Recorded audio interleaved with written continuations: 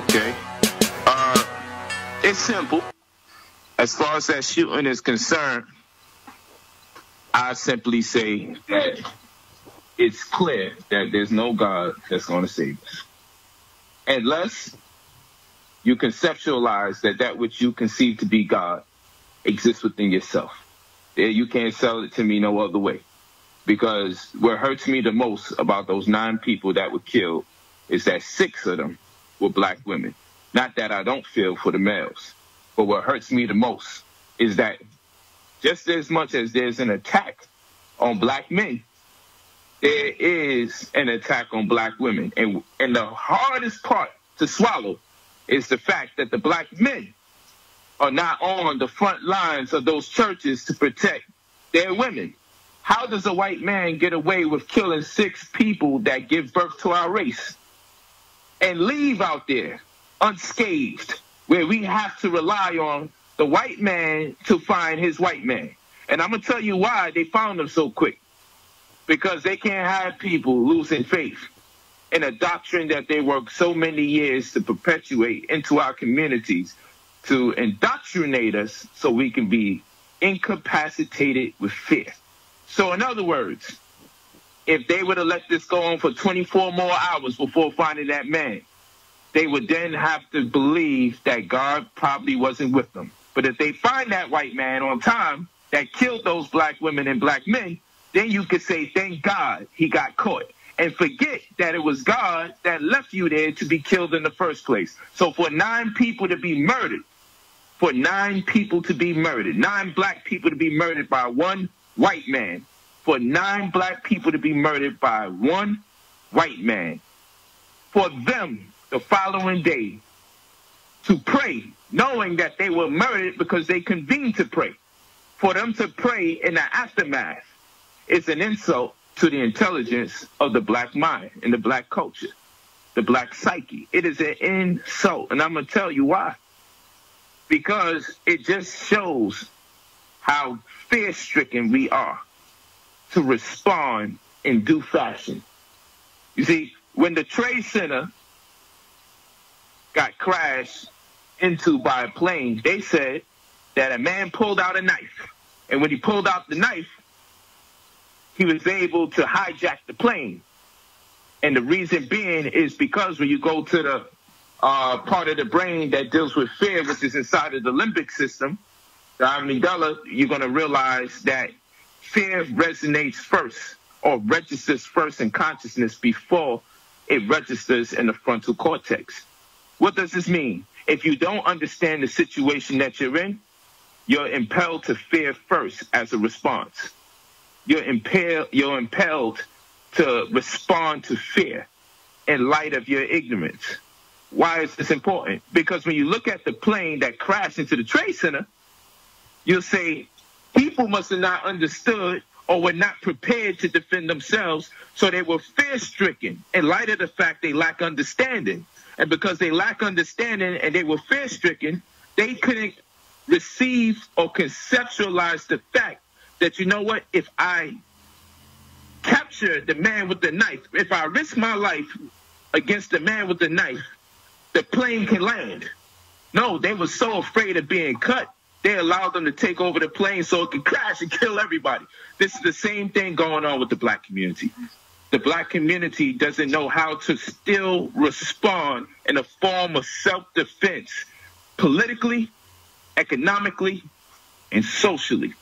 Even spiritually, we haven't taken the time to take heed to the true revolutionaries of old and of new, in this form of responding politically, socially, and economically.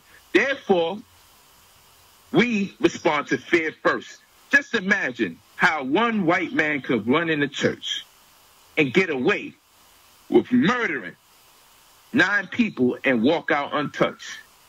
Just imagine how Malcolm X could be murdered in front of all his people and that man walk out untouched. And we are left to rely on the very authorities that have a reputation of brutally, racially profiling our people. When do a people rely on a people guilty of police brutality to serve them justice? See, so I'm frustrated about the situation, but I understand these are all the byproducts of a people that haven't corrected their status. And by me talking about status correction, I'm talking about ascertaining to your political legal disposition. I'm talking about ascertaining to your unlimited commercial capacity. And I'm talking about ascertaining to your genetic reference as it relates to nationality. These are the things that I'm discussing when I'm talking about us effectively organizing as a people. This transcends paperwork, but it will be on paper because you need your people to reference the agreement that they make amongst each other and to legally register it so the rest of the world is put on notice and how we will organize in due fashion and form. But it's a lot more deeper than just paperwork in itself, and we're not talking about beseeching anybody for the right to do something or the right to not do something. We're not asking nobody's permission to convene. It's just something that we do for the record. Let me ask you this, Brother Polight. Yes, sir. Do you remember the Deacons of Defense? You ever heard of that before? The Deacons of Defense. Nah, what's going on with them? Okay, these was the Deacons of Defense who was armed in the church back then, you know, coming up. But what I'm saying is, because I asked the irritated genie this question,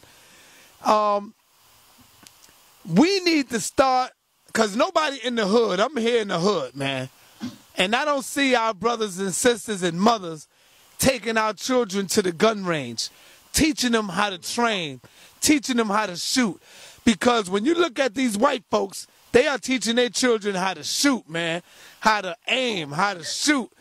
What is it going to take? How important is that for the black community to begin training our people so we could begin to defend ourselves? Talk about that. Well, you see, when I did that presentation of the Bible or the Bullet, when I did that Bible or the Bullet, and it was a play off of a popular Malcolm X speech, the very speech that ISUPK, well, the very person that ISUPK demeans and ridicules, Malcolm X, as they say, we laugh at Malcolm X. We disregard whatever he teaches. Well, there was a speech he did called the Ballad or the Bullet. So when I responded to them, I played with the words. I did a play on the words, and rather than name it the Ballad or the Bullet, to honor our brother, I just updated it to the Bible or the Bullet. And when I did that, people were angry. Religious people were angry.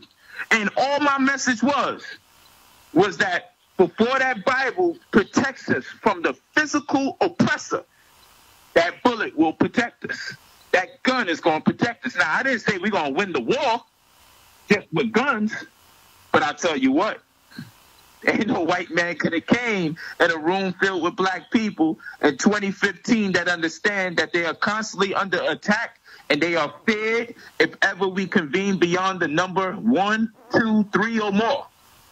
They fear us in numbers, especially if the intention is positive in regards to whether we agree with the doctrine or not. So when I came out with the Bible or the Bullet, the people who were angry are the very people that are victims today.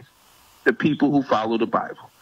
What is your God going to do for you when a crazed white man comes for your ass? What is your God going to do for you? It's not a question we really want to answer, but damn it, the Pope is walking around, or the Pope is moving around in a Batmobile. He's moving around in a bulletproof, bomb-proof vehicle. So how much does he believe in God? But you see, black people feel insecure. They feel like if we got security in the damn church, then you know what? It's a conviction that stipulates that God won't protect us. And maybe that's true. But if you want to effectively execute your prayers, devoid of the possibility that someone will infiltrate and physically do harm to you guys, you're going to need to confide in the Bible or the Bullet doctrine that I was putting forth. So what does it take? It takes for people to take heed to the new mind. It takes for people to take heed to new leadership and to listen and pay attention to what's transpired recently. And because the same thing took place in 2012, where 6 black people were brutally slain, murdered at the hands of a white supremacist up in Wisconsin, in Sick, Wisconsin. Paradoxically enough, it was the place is called Sick, or Psych, but it looks like Sick, Wisconsin, where 6 black people were murdered at the hands of an oppressor, a white supremacist at that. You dig what I'm saying? So what I want people to understand is I'm living it. In fact, When you see my response video to the situation, you're going to see the footage of me showing my wives how to shoot, of me showing my daughter how to shoot. See, I ain't just going there shooting the Bible, and they're like, well, shoot me if you think you thug. Shoot me if you think, you can shoot the Bible. I'm like, come on, brother. You're missing the point. The point that I'm articulating is nobody going to come save you in front of our black men. Say that whole thing again, because it cut off. You know what it is. No problem. If a white man could come in and kill 6 progenitors of our society, 6 progenitors of the world, if the white man could come in and kill 6 black women on black men's watch, then all of you have failed. And let it be a wake-up call to never be caught sleeping again. Yes, I'm not trying to undermine the lives of the other males that died. I'm just saying, there's not one black man in the house knowing a group of black people are organizing before their wives and their children. You mean to tell me there's no security? Like you don't know that there's police brutality going on?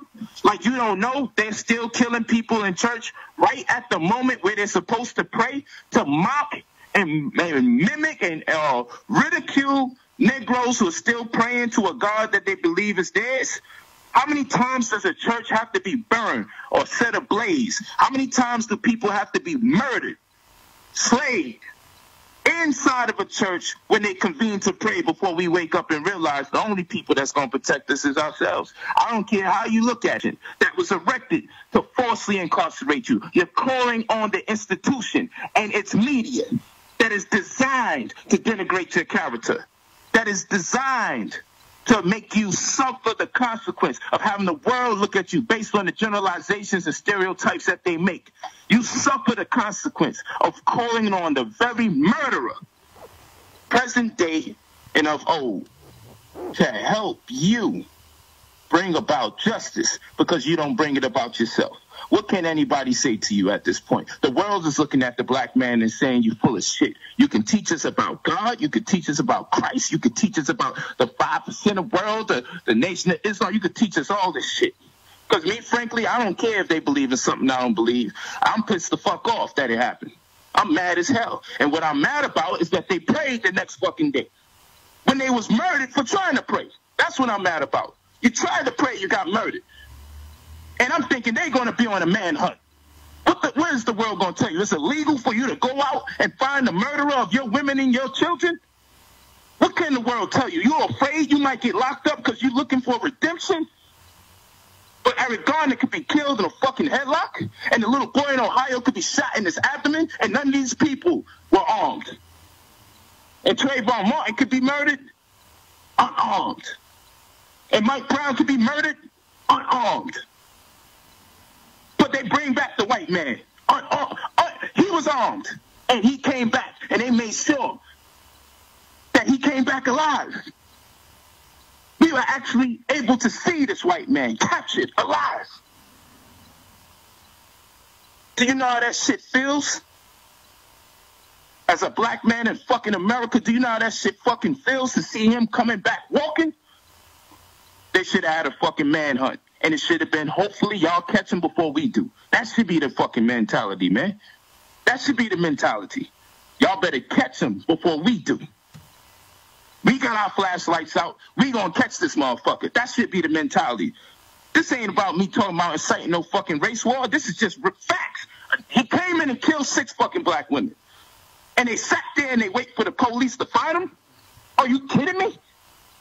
Who the fuck does that? I bet you if it's any other race, the Crown Heights where the Jews is at, let's hit a Jew by accident with a car. And all of them will come out. All of them will come out. And they don't give a hell what anyone tell you. They coming out and they looking for redemption. Let's go in a Muslim community down Atlantic Avenue in New York and let us disrespect one of those Muslims. And the whole community is going to come out in the name of Allah. And they going to come out on our ass. For us, we're going to sit here and we're going to call on our former and present day oppressor to give us justice. And they want to know why we upset. They want to know why we angry. They want to know why I'm upset. And they want to know why I'm angry. They say, you don't got the right. Yo, don't tell those people that. Yo, you think you could beat them in a gun war? This is what a Hebrew brother told me. You think you're going to beat him and go? My brother, I ain't say we're going to win the whole thing just shooting at people who make the guns. But God damn it, somebody running up in our place where we trying to pray, he could get his shit pushed back any day of the week. When a man thinks he can run in a place filled with blacks by himself and leave untouched after murdering 9 people, you know black people sleeping. And you know they spook the fuck out. Ain't enough belief in God in the world. I don't give a fuck if Jesus came down now today. I still keep a ratchet on me. Hey, Polight, I guarantee you they are so spooked out that they are praying for him. Oh, shit. You're right. You're right. I agree. You're absolutely right. And this is crazy. This is sickening. I believe you. They are praying for him. And they praying that he be saved. Right, right. And they making all sorts of excuses about the devil possessing them and all sorts of things like that. I guarantee you, you're right. Well, you already know. Angry people would have found that ass before the police. This is your neighborhood. Well, you already know. Inside out. Polight. Everybody should have been so enraged. Man, fuck it. Let him waste all the goddamn rounds until he runs out, until we could whip on his fucking ass, man. That's how it's supposed to be, man. Are we so fucking scared that one person could come in and annihilate 9 black people? One fucking white supremacist cracker could come in here and kill 9 people and walk out because everyone's so busy trying to save their lives, and he could have got away to kill more people. But I guarantee you this, that white man said, yo, you got some white people that's like, yo, we don't catch him, people going to stop believing in God. We got to catch them so at least they could thank God when we catch them. We don't want people's faith being questioned now. We gotta stop this. We work too hard to put that religion on their mind. We work too hard to put them chains on their minds. We better catch this white man. That's why they went that hard to get him, but they still won't kill their own. You tell me, why was Mike Brown assassinated, but this white man wasn't killed on spot? He already killed 9 people. So why wasn't he murdered on the spot and brought back dead? What is it that you need to bring him back dead if Mike Brown could be murdered? What is it that you need if Eric Garner could be strangled? What is it that you need that young brother in Ohio could be shot in his abdomen and he ain't see the age of fucking 14 years old yet? What is it that you need that this white man could come back with his respiration intact? What is it that you need? What is the qualification until you can kill him on sight? What does it take for one fucking white man that's murdered 9 black people to be brought back dead? He should be wanted dead or dead, not dead or alive. What is it that you need? How can you save this man? He done killed 9 fucking people. You have a death penalty. You have one. You have a lethal injection.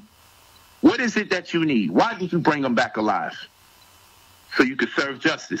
And if you can do that, if you could go out your way to bring back a man that killed 9 people alive so he can go through the court system, why couldn't that have taken place with our youth that you've been murdering for the past several years? Of the last year, with all the black lives that we have lost, that we know about and don't know about, that were unarmed, what is it that made those unarmed blacks so dangerous that you could bring back this white man that killed 9 people, including 6 women that give birth to black people? What is it that warrant the behavior of bringing him back alive? There's no damn excuse for that. We're going to wait for trial, too.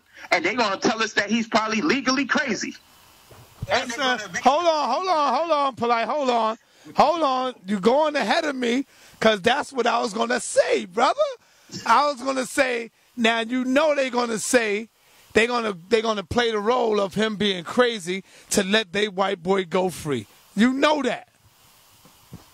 You already know. So, all right, brother, in closing, man, I got to close out.